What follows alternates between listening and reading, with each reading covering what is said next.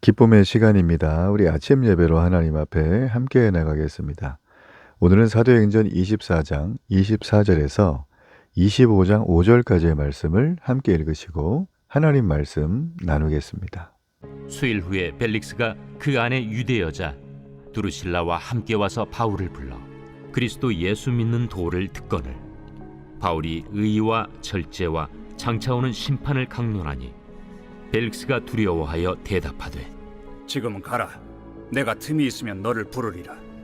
동시에 또 바울에게서 돈을 받을까 바라는 고로 더 자주 불러 같이 이야기하더라. 이태가 지난 후 보르기오 베스도가 벨릭스의 소임을 이어받으니 벨릭스가 유대인의 마음을 얻고자 하여 바울을 구류하여 두니라.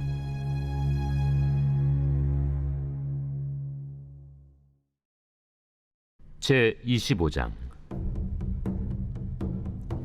베스도가 부임한 지 3일 후에 가이사라에서 예루살렘으로 올라가니 대제사장들과 유대인 중 높은 사람들이 바울을 고소할세 베스도의 호의로 바울을 예루살렘으로 옮기기를 청하니 이는 길에 매복하였다가 그를 죽이고자 함이더라.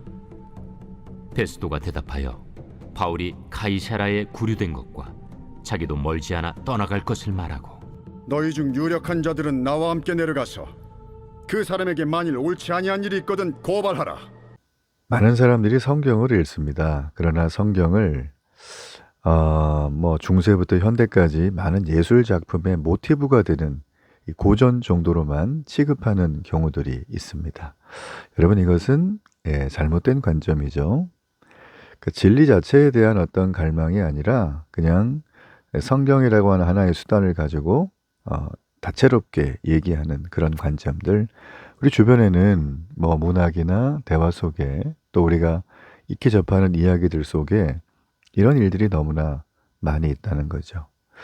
자, 우리가 예수님을 믿잖아요. 근데 그럼에도 불구하고 하나님 자체의 하나님 그분 그 자체에 대한 관심, 그 관심에 대한 증폭, 거기에 대한 사랑의 표현, 자, 이런 것들이 우리의 경건과 신앙생활에 드러나기 마련인데 오히려 하나님이 손에 가득 들고 계시는 우리 인간이 원하는 복들, 자, 이것 때문에 우리가 하나님 앞에 날마다 또 나가는 건 아닌지 우리가 좀 예민하게 우리가 좀 성찰할 필요가 있죠. 자, 오늘 말씀의 내용이 바로 그런 부분을 우리에게 보여주는 내용입니다. 이 벨릭스와 그의 아내 드루실라가 바울을 불러서 복음을 들었다. 자, 이렇게 이야기는 시작을 하고 있습니다. 자, 복음을 들었다라는 그 말에서 알 수 있는 것처럼 이들은 복음에 대한 호기심이 있었죠. 자, 우리가 사람에게는 원래 본능적으로 진리에 대한 사모함이 있죠. 아무리 불의한 사람, 아무리 내놓은 사람이라도 정말 진리라고 하는 본인 기준이겠지만 그런 어떤 얘기나 또 어떤 상황에 직면할 때는 고민을 하게 됩니다. 자, 이 부부가 지금 그랬어요.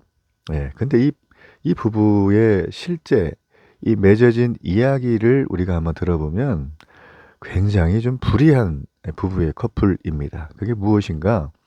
자, 이 드루실라라고 하는 이 여인은 유대 여인이었어요. 근데 지금 세 번째 남편으로 벨릭스를 만나게 됐어요. 첫 번째 남편은 그 남편이 될 사람, 약혼한 사람이 있는데 그 사람의 부친이 죽었죠. 그래서 약혼이 좀 깨졌어요. 두 번째 남편은 어느 또 이 귀한 귀족집의 아들이었는데 결혼을 막 했어요. 근데 그 지역에 이 벨릭스가 총독으로 와서 이렇게 보니까 이 드루실라라고 하는 여자가 너무 예쁜 거예요. 미모가 뛰어난 거예요.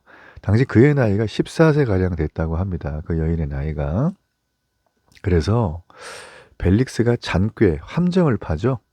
마술사를 하나 고용을 해서 드루실라를 찾아가서 14살 된 미모의 그 여인에게 유혹을 하죠. 그래서 그 유혹에 이 드루실라가 그만 넘어갑니다. 그래서 벨릭스의 남편이, 벨릭스의 아내가 되는 거죠. 자, 이렇게 참 쉽지 않죠. 그냥 겉에만 봐서 잘 모르겠지만 여러분, 그래서 이 바울이 이 부분을 알고 있어요. 그래서 복음을 듣고 싶어하는 자기를 불러서 호기심 가득한 그들에게 어떤 얘기를 했나요? 25절에 보면 바울은 이 복음의 다채로운 얘기들이 참 많을 텐데 그중에서 세 가지를 강론했어요. 하나가 뭐냐면 의로움이 아니라 하나님의 공의를 얘기하죠. 그리고 절제, 네, 절제 그리고 장차올 심판에 대한 강론을 했다는 거예요. 자, 의와 절제와 장차올 심판에 대한 강론. 나는 복음을 듣고 싶은데요. 자, 여러분이 이 뉘앙스가 너무 중요한데 벨릭스 부부가 복음을 왜 듣고 싶어 했을까요? 예. 그리고 바울은 왜 지금 이들에게 의와 절제와 장차올 심판에 대해서 강론했을까요? 자, 여러분, 저는 이걸 보면서 참 역설적이다, 서로. 그리고 서로의 기대치가 조금도 충족이 안 된다는 걸 제가 그걸 느꼈어요. 자, 먼저 벨릭스 부부 같은 경우에는 이 여인은 세 번째 결혼이고 벨릭스는 뭐 성경은 침묵하지만 당시에 뭐 다양한 여인들을 섭렵했다는 그런 굉장히 좀 아주 뭐랄까요? 이 악한 사람의 아주 그냥 뭐 난폭한 사람의 하나였기 때문에 이 벨릭스와 이 드루실라는 사실 맺어지기가 어려운 커플이죠. 근데 이제 이들이 맺어지게 됐고 또 드루실라 같은 경우에는 유대 여인인데 벨릭스는 이방 사람이잖아요. 그러면 유대인이 이방인과 결혼한다는 것은 율법을 어긴 행동이에요. 그래서 이 드루실라라고 하는 여인은 유대교에서 출교를 당하는 그런 수모를 겪게 되는 여자죠. 어릴 때부터 유대인 여호와 하나님만을 섬기고자 신앙교육을 받고 삶을 살았던 여인이 이방인과 결혼하면서 완전히 출교를 당하고 유대인이지만 유대인임을 내놓지 못하는 그런 수치와 모욕감을 가지고 살아가는 여인이었어요. 벨릭스 또한 뭐 떳떳하는 하나도 없죠. 이 사람이 이 자리까지 오기 위해서 얼마나 수많은 피비린내 나는 겉모술수가 있었을까. 여러분 그런 어떤 짐작을 충분히 해봅니다. 그러니까 둘이 이렇게 만나서 결혼하게 된 건 글쎄요, 뭐 어떤 뭐 순수한 로맨스라기보다는 그 이면에 여러 가지 이해관계가 복잡하게 있었을 것이다. 자, 그런데 이런 사람들이 왜 지금 바울을, 그것도 옥에 갇혀 있는 바울을 이렇게 말씀해 보면 2년씩이나 불러다가 이 벨릭스가 나중에 이제 총독에서 다른 곳으로 가기 전에 저기 전까지 계속 이렇게 바울을 불러서 복음을 재차 들었을까 하는 게 사실 오늘 이 묵상의 포인트입니다. 여러분 왜 그렇다고 생각을 하세요? 사실 불러서 그렇게 들을 만한 이유는 없거든요. 왜냐하면 바울이 임려온 게 의롭게 살아라, 절제해라, 장차올 심판을 준비해라. 그러니까 무절제하고 불의에 젖어 있는 이 부부에게 정말 쐐기를 박는 꼭 필요한 메시지지만 듣기 싫은 얘기를 했단 말이에요. 너희가 하나님 앞에 죄인이고 죄를 회개하라고 가르친 거라는 거죠. 그러니까 바울은 어째 보면 이 말을 했다가는 지금 바울을 죽이기도 하고 놓아줄 수도 있는 고난의 총독에게 거의 선전포고를 한 거나 다름없죠. 어쩌면 목숨을 걸은 것입니다. 자, 그런데 바울은 조금도 이 총독의 이 아주 서슬퍼런 권력을 의식하지 않는 듯해요. 오히려 그들이 지금이라도 회개하고 하나님께 오라고 하는 이 구원의 길을 제시하는 것을 우리가 볼 수가 있습니다. 자, 벨릭스 부부는 오늘 이 장면에 보면 상당히 부담스러운 가르침이라고 생각을 했을 거예요. 그죠? 자기들이 죄인인 거 아마 알 건데 바울이 대놓고선 돌려 얘기하지 않고 바로 말하니까 얼마나 부담이 됐을까요? 자, 그런데 벨릭스가요, 희한하게 그 부담스러운 얘기 한 번 듣고 말면 좋은데 오늘 이렇게 말씀해 보면 재차 그를 불러다가 얘기를 들었다라고 했어요. 왜냐하면 그 수감 생활 동안 지금 있는 이 벨릭스는 바울이 아마 내가 자꾸 자기를 불러다가 긴밀하게 대화를 하면 뇌물을 줘서 자기를 빼달라고 할 것이다. 자, 여기 말씀해 보니까 이제 속내가 드러났죠? 네. 뇌물을 받고자 하는 벨릭스의 마음. 좀 이렇게 불의와 타협하기를 원하는 마음이 있었던 거예요. 자, 바울이 이걸 몰랐을까요? 대부분 알죠. 네. 바울이 어떤 사람인가요? 여기 보면 이 벨릭스는요, 뭐 죄수를 아무나 불러서 아마 그런 얘기를 하지 않았을 거예요. 자, 우리가 어제 살핀 것처럼 바울이 변론을 했잖아요. 벨릭스 앞에서. 그죠? 근데 바울이 변론할 때 그의 어떤 굉장히 뛰어난 지성의 모습, 그리고 혈통이 유대인인데 또 시민권은 로마 사람이라는 거고요. 길리기아 다소 출신이라는 건 굉장히 또 부유한 어떤 상징을 얘기하는데 또 거기 출신이고. 자, 벨릭스는 충분히 바울에게 보석금을 낼 만한 능력이 있다고 생각을 했을 거예요. 돈벌이에 혈안이 돼 있으니까 권력자들은.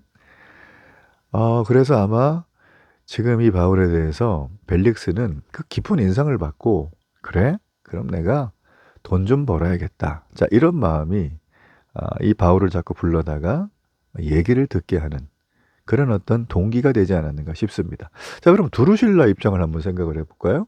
한쪽은 돈이라면 이 두루실라 같은 경우에는 말씀드렸지만 유대교에서 출교당한 여인이죠. 이방에 결혼하면서. 그리고 벌써 3번의 남편을 만나게 된 여인이라고 말씀드렸잖아요. 본인의 의도와 다르게.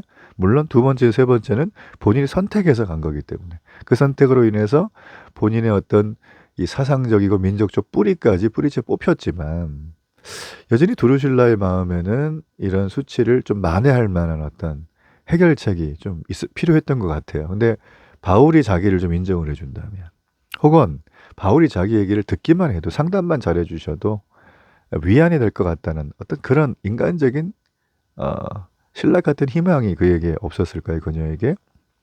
성경은 침묵하지만 우리가 정황상 그럴 가능성이 되게 있다라는 생각을 해봅니다. 자, 여기까지가 이야기예요. 자, 이렇게 했을 때 벨릭스는 바울이 이런 자꾸 자기를 불러서 뭔가 얘기할 때 뭐 뇌물을 안 주고, 또 이 드루실라 역시 여기 보니까 25절에 했던 내용처럼 계속 뭐 의와 절제와 심판만 얘기한 것 같아요.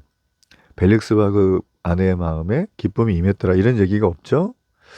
결국 벨릭스가 이제 떠납니다. 총독 자리를 다른 사람에게 물려주고 떠나요.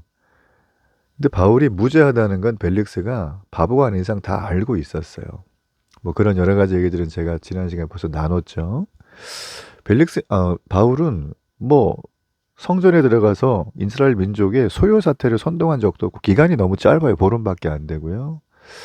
그리고 뭐 그들이 말하는 것처럼 조상의 그 어떤 뭐 유전을 더럽힌 적도 없고, 뭐 이루보나 저루보나 사실은 그냥 모함에 지나지 않는다는 것을 벨릭스는 잘 알고 있었어요. 자, 그런데 무죄한 걸 다 알면서도 벨릭스는 떠나면서까지 끝내 바울을 풀어주지 않습니다. 오늘 말씀해 보니까 25장에 바울이 자유를 얻게 되면 유대인에게 쌓아 올렸던 자신의 인기가 떨어질 것 같아서 자신의 인기를 유지하는 게 훨씬 더 중요했다라는 것이죠. 자, 여러분, 벨릭스의 성향이 나오죠? 수단과 방법을 가리지 않아요. 그러니까 이 사람은 자신의 인간적인 욕망을 채우기 위해서 그 어떤 것도 뭐 하나님 당연히 이용할 사람이고요. 이제 그런 사람이라는 것입니다. 자, 여러분, 우리가 이런 바울을 모함하고 고소하는 이들의 무리들, 또 이를 법정에서 판결해야 되고 또 정확한 분명한 기준을 세워야 될 그 무리들이 전혀 바울의 어떤 부당한 고초를 고려하지 않고 자신의 삶과 자신의 어떤 뭐 욕망과 인간적인 탐심과 이런 것들만 얘기를 해요. 여러분, 이런 와중에 자기의 몸의 어떤 그 신변의 안전을 위해서 충분히 권력자 앞에서 우리가 비굴하게 타협을 제시할 수 있지만, 오늘 여기 바울은 그런 게 없죠. 불의에 타협하지 않고 2년 동안 수차례 불려가서 계속 동일하게 회개하라고 선포합니다. 하나님이 지금도 널 부르고 있으니 회개하라. 벨릭스 부부에게 계속 얘기를 하고 있는 거예요. 바울이 얼마나 마음에 부담이 있었을까요? 그럼에도 불구하고 그는 계속 인내하며 그 복음을 계속 벨릭스 부부에게 전하게 되었어요. 바울이 그렇게 한 이유는 벨릭스의 권력보다 하나님을 더 먼저 의식했기 때문입니다. 그렇습니다. 우리 예수 믿는 모든 사람들은 성도요, 또 제자요, 하나님께서 특별히 부른 믿음의 사명자들입니다. 우리는 세상의 어떤 권력이나 물질이나 기대보다 더 먼저 하나님을 의식해야 될 이유가 있는 사람들이에요. 하나님을 의식하면서 복음을 전할 때 그 복음을 듣는 사람들은 기뻐하며 받아주면 너무 감사하지만 그렇지 않은 경우들이 훨씬 많다는 거 우리가 잘 알고 있습니다. 사람의 눈치를 우리가 살피게 되고 고난을 두려워하며 복음을 머뭇거린다면 이것은 복음에 대한 사명감을 가진 사람의 태도가 아니라는 것이죠. 바울은 두려워 않고 진리를 선포했습니다. 우리 역시 인내함으로 가감 없이 복음을 전해야 될 그때 아무리 친한 사람 관계가 깊어도 겸손과 사랑함으로 하나님 앞에 결과를 맡기고 지속적으로 복음을 전해야 될 그런 놀라운 위치 가운데 있는 사명자들입니다. 자, 이 사명을 온전히 살아내는 이 하루가 되기를 우리 주님의 이름으로 축복합니다. 우리 결단의 기도를 하나님 앞에 드리겠습니다. 살아계신 하나님, 은혜를 감사합니다. 오늘 믿음의 결단을 가로막는 그 장애물이 벨릭스 부부에게 있었던 걸 봅니다. 혹시나 내가 여전히 하나님께 나가는 장애물이 있는지 있다면 속히 제거하게 하여 주시고 지체 없이 하나님 앞에 나갈 수 있는, 그래서 복음을 전할 수 있는 그런 놀라운 사명의 자리 감당하도록 은혜와 주의 복으로 함께해 주옵소서. 오늘도 하나님의 성령께서 인도해 주옵소서. 예수님 이름으로 기도합니다. 아멘.